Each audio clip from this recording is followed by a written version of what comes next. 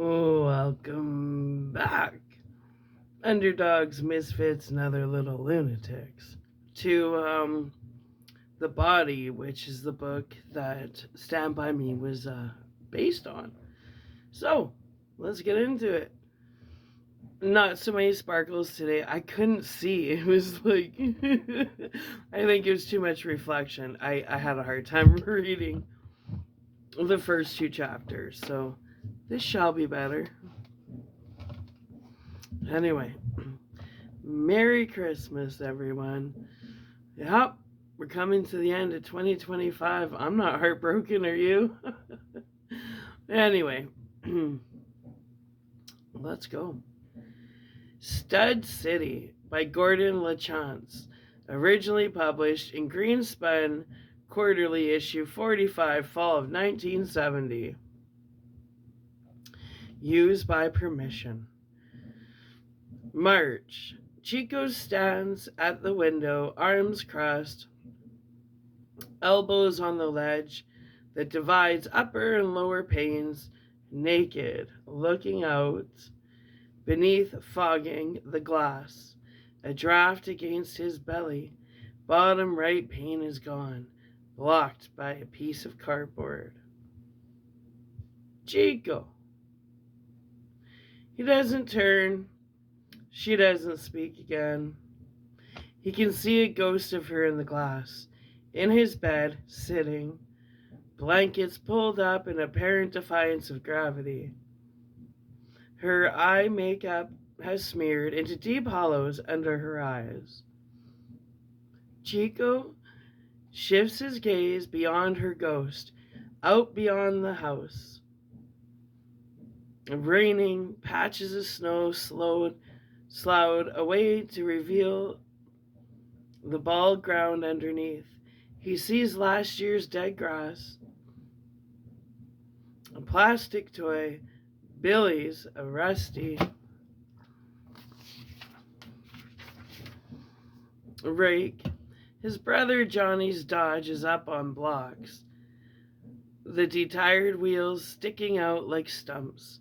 He remembers times he and Johnny worked on it, listening to the super hits and boss oldies from WLAM in Lewiston pour out of Johnny's old transistor radio.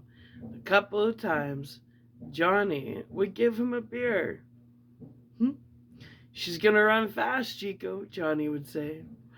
She's gonna eat up everything on this road from Gates Falls to Castle Rock. Wait till we get that Hirsch shifter in her. But that had been then, and this was now. Beyond Johnny's Dodge was the highway, Route 14. Goes to Portland and New Hampshire south, all the way to Canada north. If you turned left on US 1 at Thomaston, Stud City, Chico says to the glass. He smokes his cigarette. What? Nothing, babe. Chico, her voice is puzzled. He will have to change the sheets before Dad gets back. She bled. What? I love you, Chico. That's right. Dirty March. You're some old horror, Chico thinks. Dirty, staggering, old baggy tits. March with rain in her face. Wasn't expecting that. This room used to be Johnny's, he said suddenly. Who? The brother. Oh, where is he? In the army. Chico says, but Johnny isn't in the army. He had been working the summer before at Oxford Plains Speedway, and a car went out of control and skidded across the infield towards the pit area, where Johnny had been changing the back tires on a Chevy Charger class stalker. Some guys shouted at him to look out, but Johnny never heard them. One of the guys who shouted was Johnny's brother, Chico. Aren't you cold? She asked. No, well, my feet a little.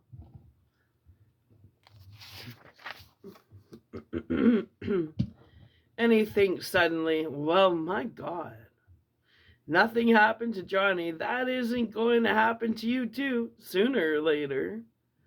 He sees it again, though. The skating Ford Mustang, the knobs of his brother's spine picked up in a series of dimpled shadows against the white of his Hanes t-shirt. He had been hunkered down, pulling on one of the Chevy's back tires. There had been time to see rubber flailing off the tires of the runaway Mustang, to see its hanging muffler scraping up sparks from the infield. It had struck Johnny even as Johnny had tried to get to his feet. Then the yellow shout of flame. Well, Chico thinks, it could have been slow, and he thinks of his grandfather. Hospital smells. Pretty young nurses bearing headbands. A last papery breath. Were there any good ways? He shivers and wonders about God. He touches the small silver St. Christopher's medal that hangs on a chain around his neck. He's not a Catholic, and he's surely not a Mexican. His real name is Edward May, and his friends all call him Chico because his hair is black and he greases it back with brilliant cream, and he wears boots with pointed toes and Cuban heels. Not Catholic. But he swears this medallion. Maybe if Johnny had been wearing one, the runaway Mustang would have missed him. You never knew. He smokes and stares out the window, and behind him, the girls get out of bed and come to him quickly, almost menacing. Maybe afraid he will turn around and look at her. She puts a warm hand on his back. Her breasts push up against his side. Her belly touches his buttocks. Oh, it's cold. It's this place. Do you love me, Chico? You bet, he says offhandedly, and then more seriously, you were Jerry. What is that? You were a virgin. The hand reaches higher. One finger traces the skin on the nape of his neck. I said, didn't I?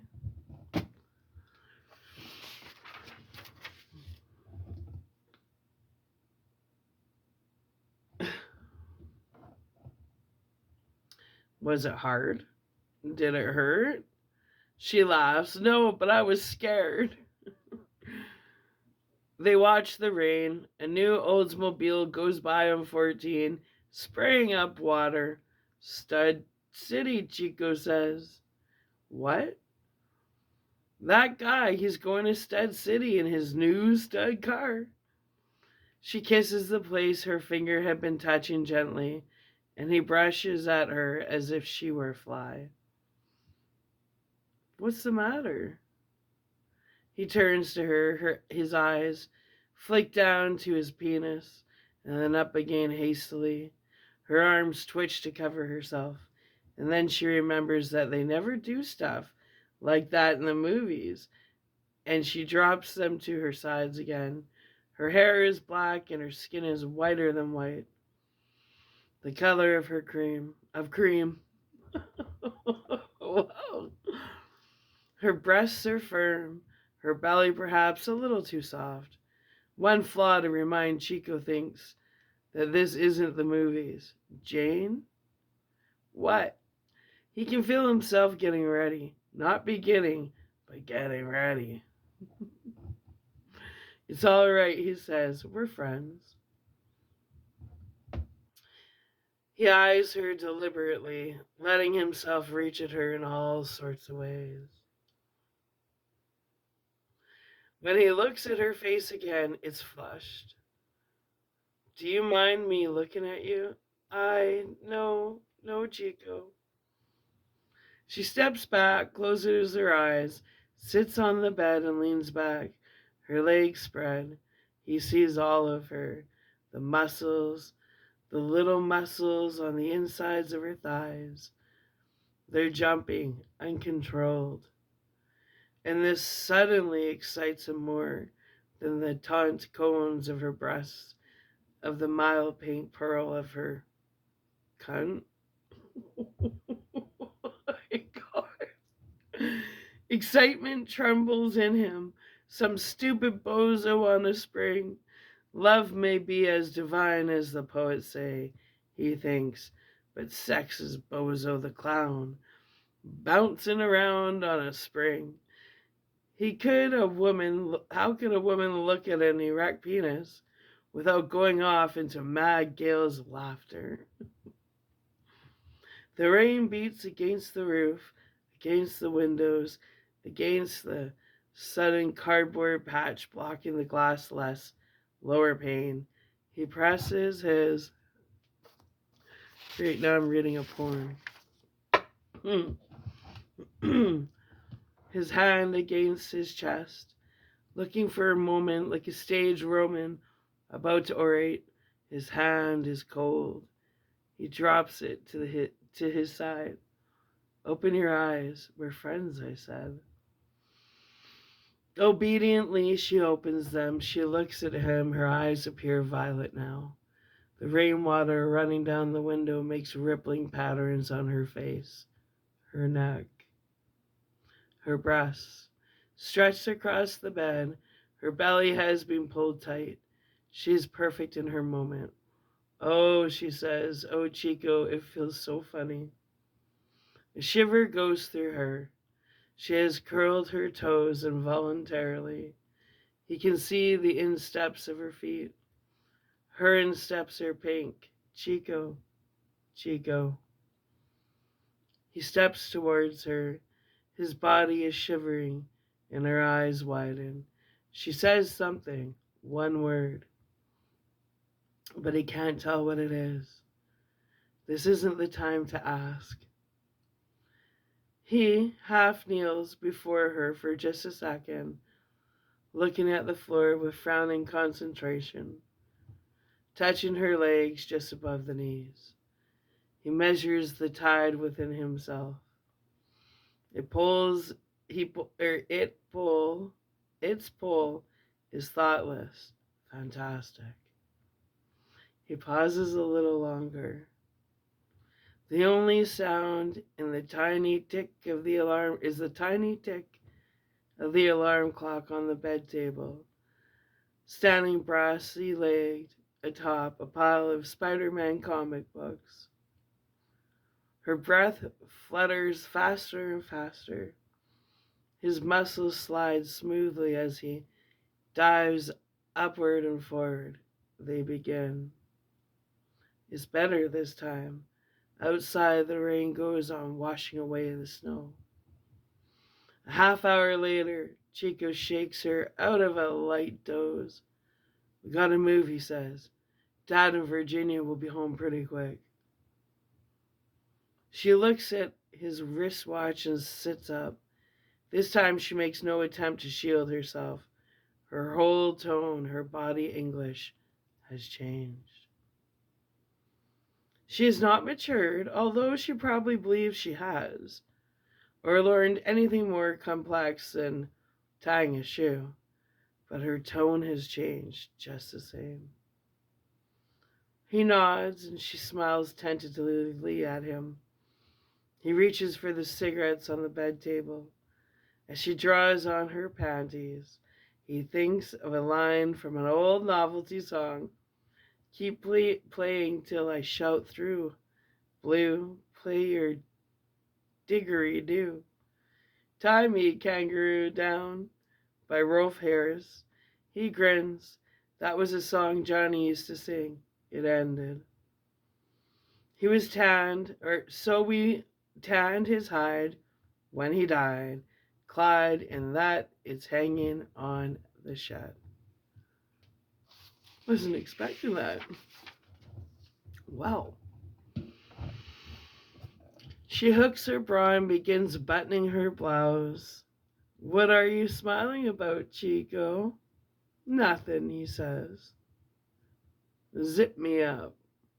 He goes to her, still naked, and zips her up. He kisses her cheek. Go on in the bathroom and do your face if you want, he says. Just don't take too long, okay? She goes up the hall gracefully, and Chico watches her, smoking. She's a tall girl, taller than he, and she has to duck her head a little going through the bathroom door. Chico finds his underpants under the bed. He puts them in the dirty clothes bag hanging just inside the closet door, and he gets another pair from the bureau. He puts them on, and then, while walking back to the bed, he slips and almost falls in a patch of wetness. The square of cardboard has let in. God damn, he whispers resentfully. He looks around the room, which had been Johnny's until Johnny died. Why did I tell her he was in the army? For Christ's sake. He wonders, a little uneasy. Fiberboard walls so thin he can hear Dad and Virginia going at it at night. That don't quite make it all the way to the ceiling. The floor has a slightly crazy hip shot angle so that the room's door will only stay open if you block it. If you forget, it swings stealthily, closed as soon as your back is turned. On the far wall is a movie poster from Easy Rider. Two men went looking for America and couldn't find it anywhere. The room had more life when Johnny lived there. Chico doesn't know how or why, only that it's true. And he knows something else as well. He knows that sometimes the room spooks him at night. Sometimes he thinks that the closet door will swing open and Johnny will be standing there, his body charred and twisted and blackened, his teeth yellow dentures poking out of wax that has partially melted and rehardened. And Johnny will be whispering, "Get out of my room, Chico. And if you lay a hand on my Dodge, I'll fucking kill you. Got it?" Get it, bro, Chico thinks. For a moment he stands still, looking at the rumpled sheet spotted with the girl's blood, and then he spreads the blankets up in one quick gesture. Here, right here. How do you like that, Virginia? How does that grab your snatch? He puts on his pants, his engineer boots, and finds a sweater. He's dry combing his hair in front of the mirror. When she comes out of the John, she looks classy. Her too soft stomach doesn't show in the jumper. She looks at the bed, does a couple of things to it, and it comes out looking made instead of just spread up. Good, Chico says. She laughs a little self-consciously and pushes a lock of hair behind his ear. It is an evocative, poignant gesture. Let's go, he says. They go out through the hall and the living room. Jane pauses in front of the tinted studio photograph on top of the TV. It shows his father and Virginia, a high school-age Johnny, a grammar school-age Chico, and an infant Billy. In the picture, Johnny is holding Billy. All of them have fixed stone grins, all except Virginia, whose face is its sleepy, indecipherable self. That picture, Chico remembers, was taken less than a month after his dad married that bitch. It's my father, Chico says. She's my stepmother, Virginia. Come on. Is she still that pretty? Jane asked, picking up her coat and handing Chico his windbreaker. I guess my old man thinks so, says Chico. They step out into the shed. It's a damp and drafty place. The wind hoots through the cracks in its slapstick walls. There's a pile of old bald tires.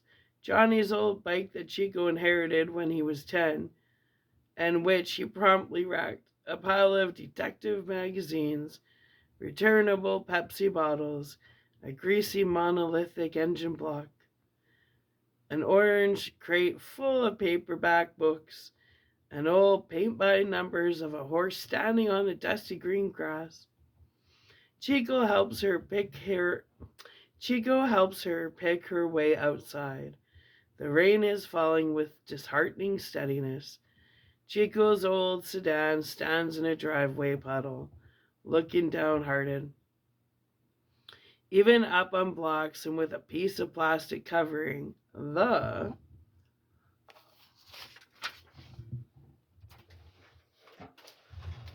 comfier.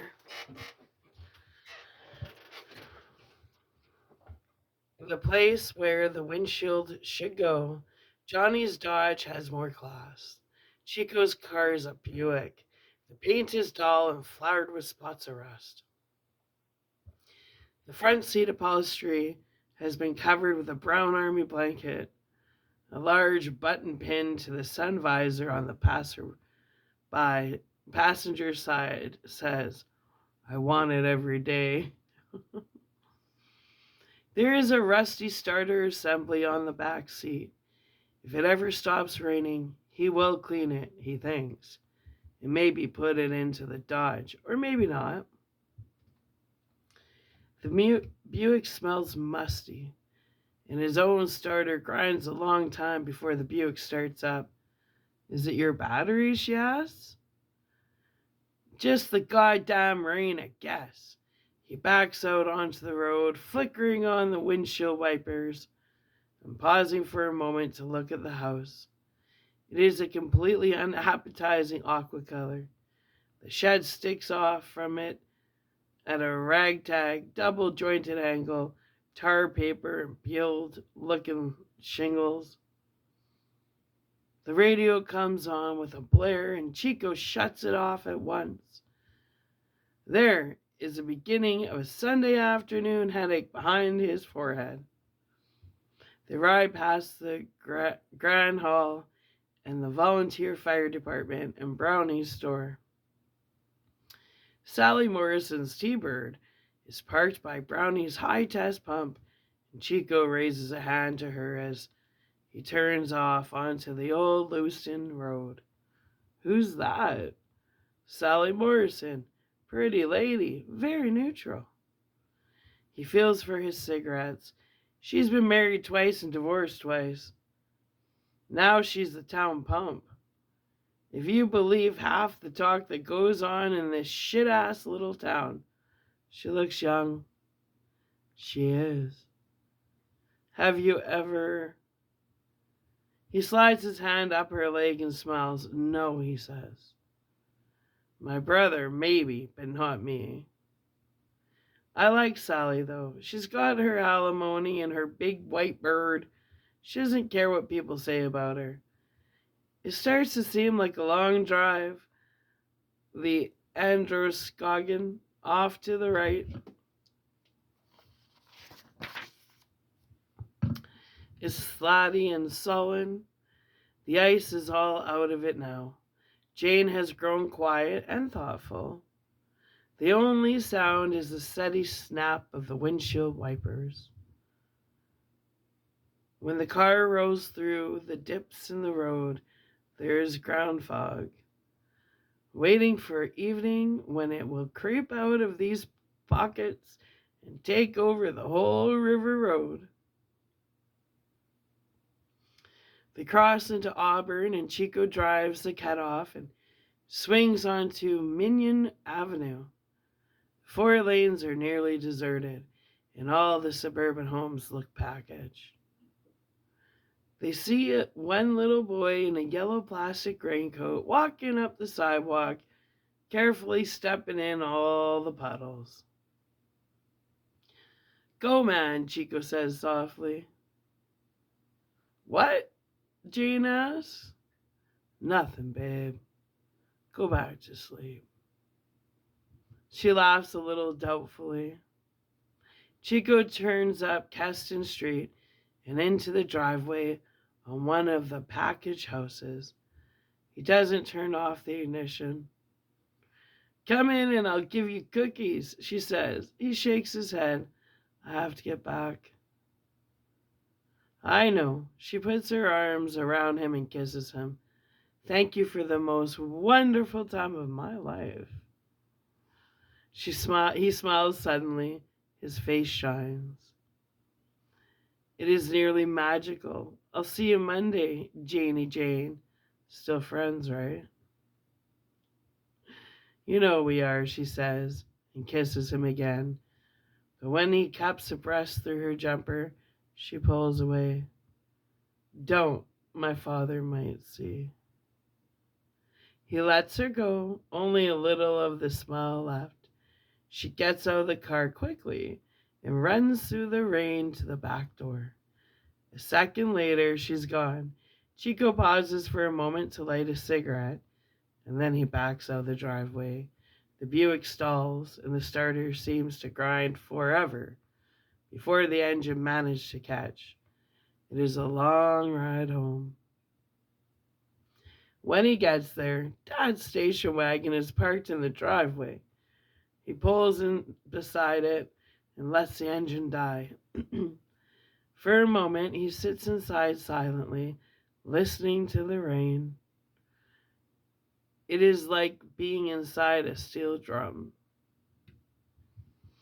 Inside, Billy is watching Carl Stormer and his country buckaroos on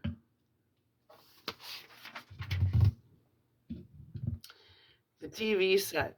When Chico comes in, Billy jumps up excited. Eddie, hey Eddie. You know what Uncle Pete said? He said him and a horror,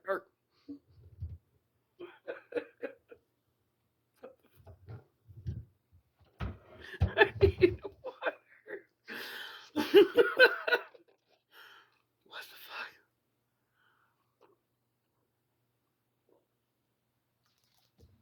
Maybe I should be getting my glasses out, huh?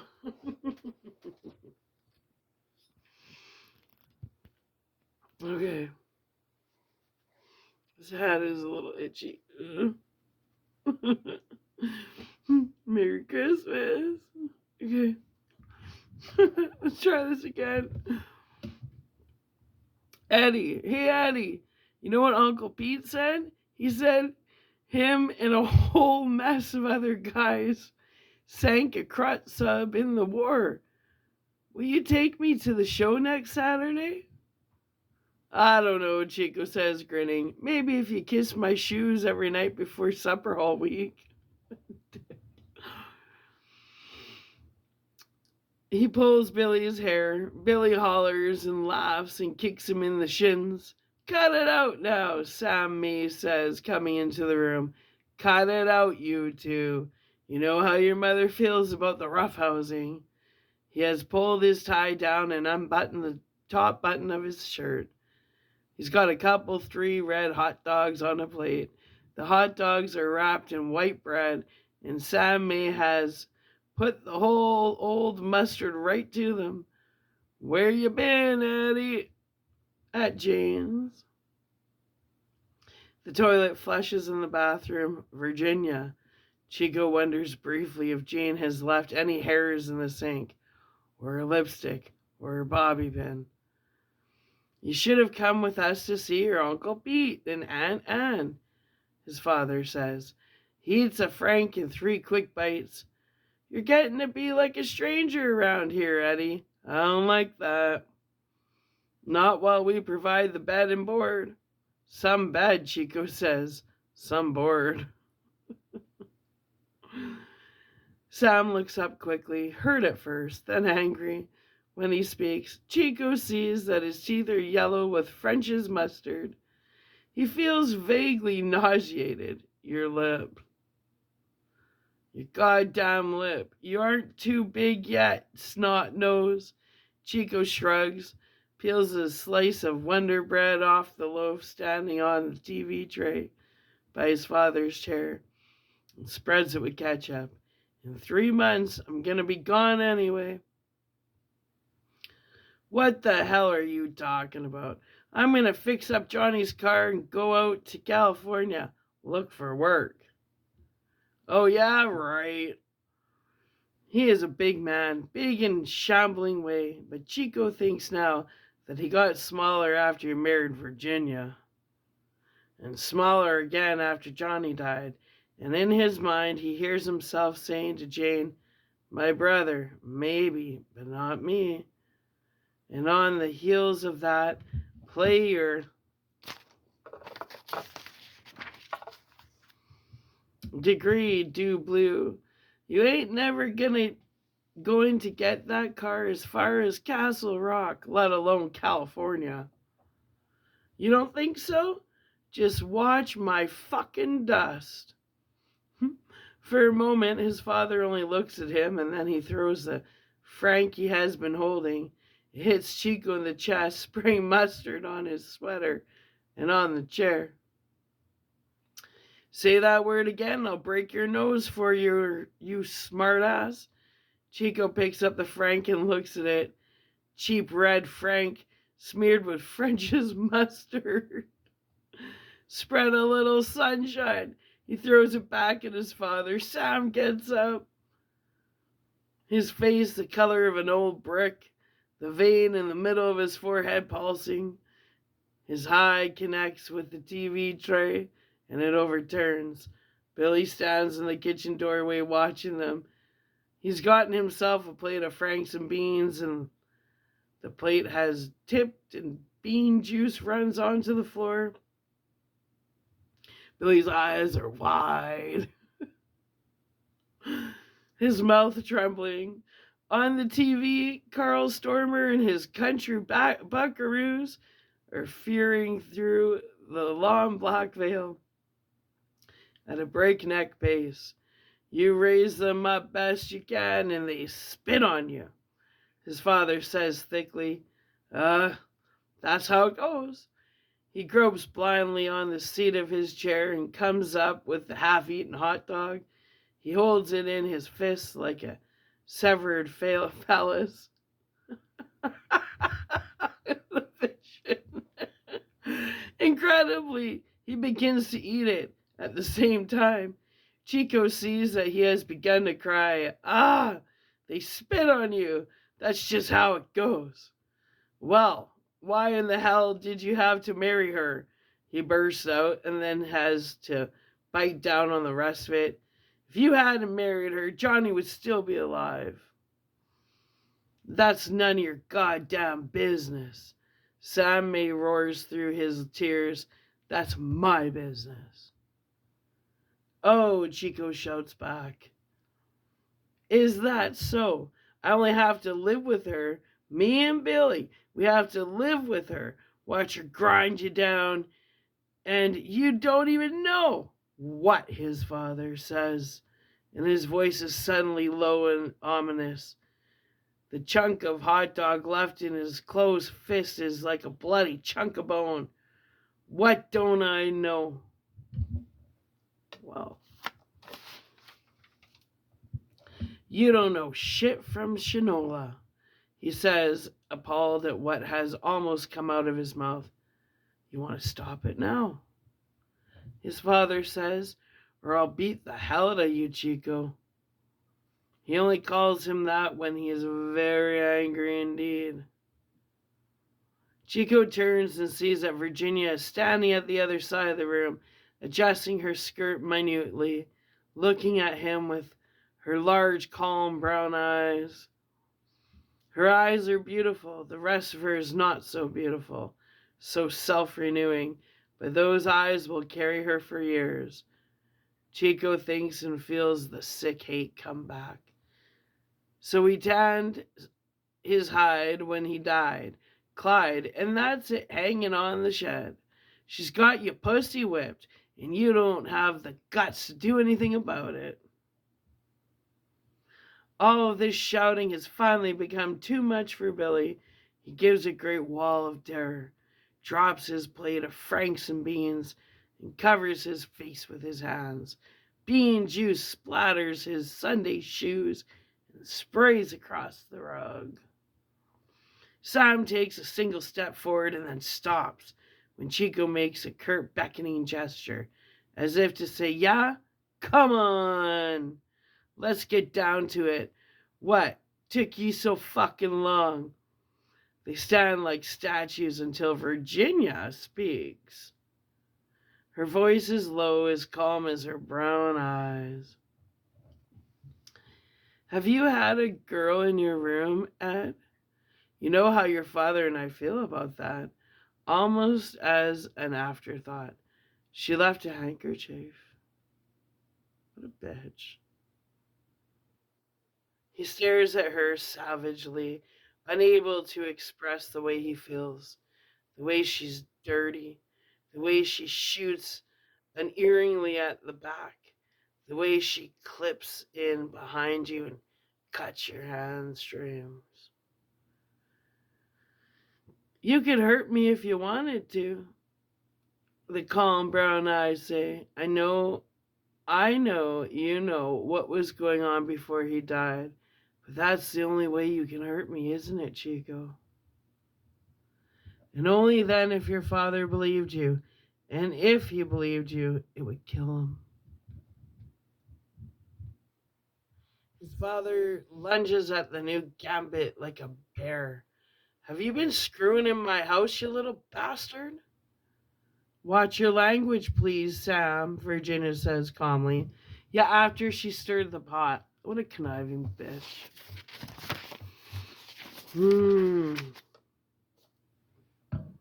Is that why you didn't want to come with us? So you could say it, Chico weeps. Don't let her do it to you. Say it. Say what you mean. Get out, he says, Dolly. Don't you come back until you can apologize to your mother and me. Don't you dare, he cries. Don't you dare call that bitch my mother. I'll kill you. Stop it, Eddie, Billy screams. The words are muffled, blurred through his hands, which still covers his face. Stop yelling at Daddy. Stop it. Please. Virginia doesn't move from the doorway. Her calm eyes remain on Chico.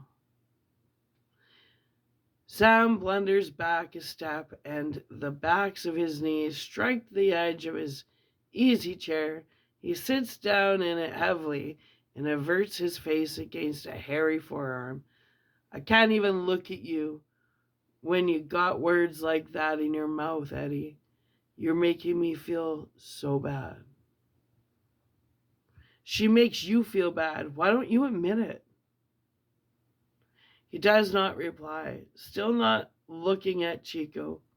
He fumbles another frank wrapped in bread from the plate on the TV tray. He fumbles for the mustard. Billy goes on crying. Carl Stormer and his country buckaroos are singing a truck driving song. My rig is old, but that don't mean she's slow, Carl tells all his Western Maine viewers. The boy doesn't know what he's saying, Sam, Virginia says gently.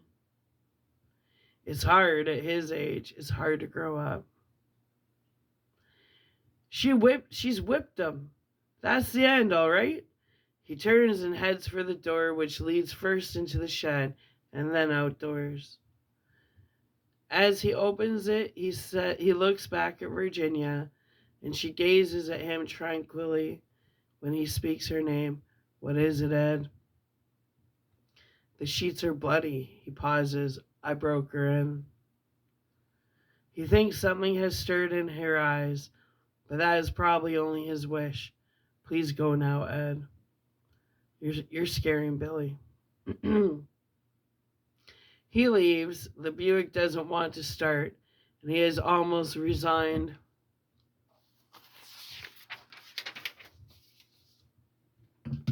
Himself to walking in the rain when the engine finally catches. He lights a cigarette and backs out onto 14, slamming the clutch back into and racing the mill. When it starts to jerk and splutter, the generator light blinks balefully at him twice, and then the car settles into a ragged idle. At last he is on his way, creeping up the road towards Gates Falls. He spares Johnny's Dodge one last look. Johnny could have had steady work at Gates Mills and weaving, but only on the right shift. Night work didn't bother him, he had told Chico. And the pay was better than at the plains. But their father worked days, and working nights at the mill would have meant Johnny would have been home with her. Home alone or with Chico in the next room. And the walls were thin. I can't stop, and she won't let me try, Johnny said. Yeah, I know what it would do to him, but she just won't stop, and it's like I can't. She's always at me, you know what I mean? You've seen her. Billy's too young to understand, but you've seen her. Yes, he had seen her, and Johnny had gone to work at the plains, telling their father it was because he could get parts for the Dodge on the cheap. And that's how it happened, that he had been changing a tire when the Mustang came skidding and skating across the infield with his muffler dragging up sparks. That was how his stepmother had killed his brother. So just keep playing until I shoot through. Blue, 'cause we're going Stud City right here in this ship-heap Buick. And he remembers how the rubber smelled and how the knobs of Johnny's spine cast small crescent shadows on the bright white of his t-shirt. He remembers seeing Johnny get halfway up from the squat he had been working in when the Mustang hit him, squashing him between it and the Chevy. And there had been a hollow bang as the Chevy came down on it off its jacks. And then the bright yellow flare of flame, the rich smell of gasoline. Brutal. Chico strikes the brakes with both feet, bringing the sedan to a crunching, juddering halt on the sudden shoulder. He leans wildly across the seat, throws open the passenger's door, and sprays yellow puke onto the mud and snow. The sight of it makes him puke again, and the thought of it makes him dry heave one more time. The car almost stalls, but he catches it in time. The generator light winks out reluctantly. When he guns the engine, he sits, letting the shakes work their way out of him. A car goes by fast. A new Ford, white, throwing up great dirty fans of water and slush. Stud City, Chico says. In his new stud car, funky. He tastes puke on his lips and in his throat, encoding his sinuses. He doesn't want a cigarette. Johnny Carter will let him sleep again. Tomorrow will be time enough for further decisions. He pulls back onto Route 14 and gets rolling.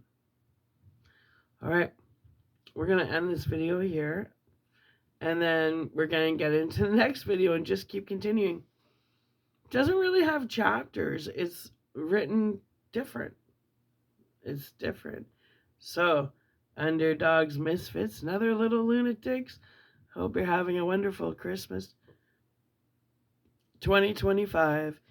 And if you're alone, you're not really alone. You're physically alone, but spiritually, you're not alone. You got your YouTube family.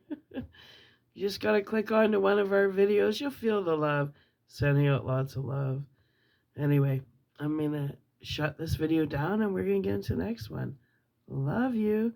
Merry Christmas. I'll be back.